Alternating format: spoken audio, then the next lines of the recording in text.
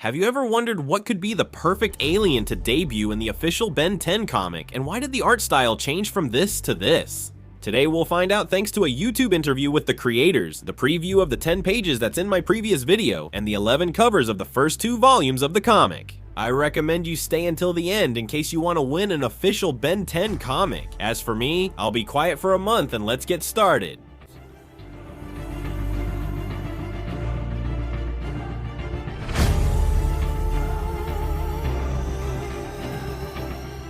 With the official comic so close, the big question has come up about who could be the alien that debuts as the very first one, the initial one. Heatblast has always been the starter in almost every official dimension. Ah, yes. Here I go. I like this. Now, in the official comic, what are the chances he'll come back as the first one? There are several possibilities thanks to the 10 pages of the comic that are already on the channel, the 11 official posters they've shown us from the first 2 chapters, and an interview the creators recently gave us. Regarding the preview of the 10 pages, there is no direct hint, but in the 2 spectacular covers for comic number 2, he does appear. In the first one, he's farming aura behind Ben, simulating the fearsome power this alien possesses and everything it can cause, since at the same time we can see how the forest starts to catch fire. The realistic way of expressing this scene is the essence of the comic. Let me remind you that Ben is a child. Minutes ago, something attached to his arm, turning him into a being unconsciously setting the forest ablaze. Since he has no control over the powers or the situation, it's going to get him into trouble. On the second cover, we see him caught in chaos with fire everywhere. From his pose, we might think he's trying to use his powers to launch an attack or to control the fire itself. Compared to the original series, the same thing happens. Fuego, with Gwen and Grandpa Max's help, devises a plan to prevent things from getting out of control. What's interesting is that Gwen isn't nearby. She had stayed in the camper. The only one who went to look for him in the woods after Ben left angry was Grandpa Max, which would actually be enough to give him an idea of how to stop the fire. What's interesting here would be her introduction. In the original series, Gwen was already with Ben, and she's the one who eases the situation. Will he always stay as a monster? He's not a monster, he's an alien. I mean, just look at him. Look at the way Kevin looks at you. Grandpa Max already knew, that's why he doesn't even flinch at everything that happened. In the comic, it will be interesting to analyze the dialogues in this one, since he would be seeing an alien directly again.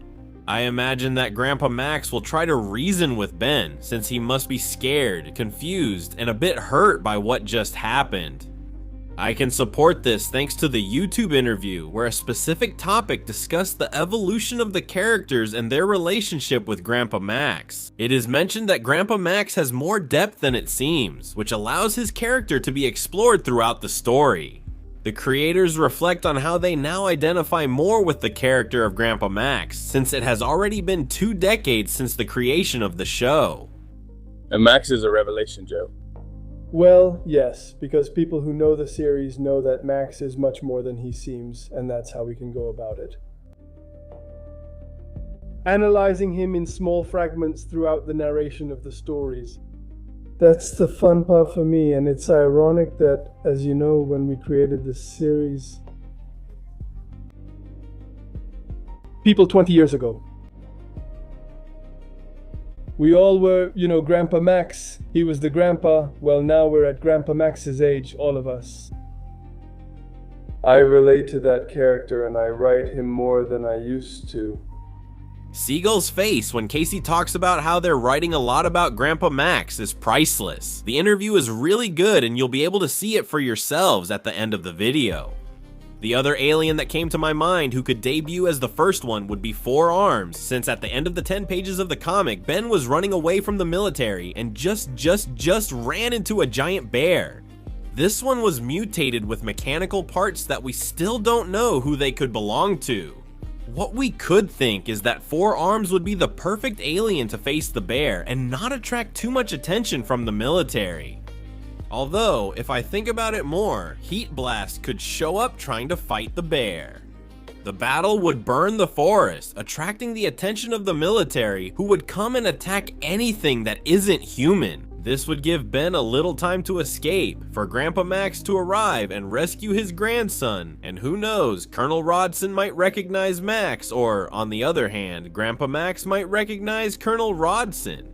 Having said all this, I think Heatblast will always be the starter for life. He's the perfect alien to make mistakes and try to fix them before things get out of control.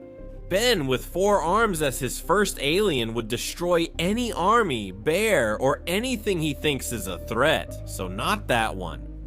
Speaking of that, this same topic came up in the interview about Ben as a character who rediscovers his abilities and the aliens he faces.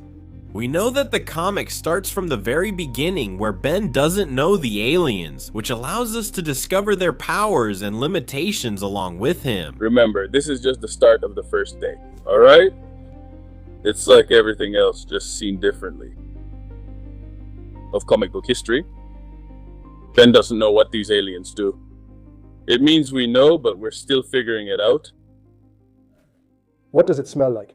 What are its powers? What are its limitations? This Ben isn't like the one you know who can do everything. He knows what he's doing and who to choose for the job. It's the exact opposite. Speaking a bit about the artistic style, something is mentioned about it in this same interview. And the idea is to offer a more sophisticated visual experience, moving away from the traditional comic book style. In short, it's about creating something completely different from what we already know. And honestly, Robert Carrot's art style is truly spectacular. Every stroke has detail, but it's incredible. Their pursuit of incredible realism in the series and story makes it spectacular. Many people might not like their expressions and faces, but we have to be aware that if we're expecting this, or this, we're never gonna get it. The art of Ben 10 has evolved, giving us features that couldn't be portrayed before. As the episodes go by, this could be fixed a bit. Everything has a solution. But from my point of view, I'm totally satisfied, since as we can see, the stories they're trying to tell us are a bit more serious. The very fact that Colonel Rawson and the army are already present is a response to this. This is clarified a bit more in the interview, since the military's arrival in response to the Omnitrix will add a new level of tension. The narrative of the first 3 issues combines Ben's discovery, the military intervention, and the alien interest in the Omnitrix. It is highlighted that unlike in the animated series, Ben not only becomes a hero, but also becomes a target from the very beginning. The new Ben 10 comic is packed with content, and actually, if you think this is a huge spoiler for what's coming, it's not. The artist himself had replied in a comment that they haven't revealed absolutely anything. The comic is completely intact, and I believe them. I would like to stay here talking for a year, since these 2 covers here first reveal the future of what's going to happen, and a fusion between 2 aliens, because that's what this is. A fusion. Anyway, the comic is extremely packed, and if you would like me to talk about this in a special video, please show a lot of love to this video.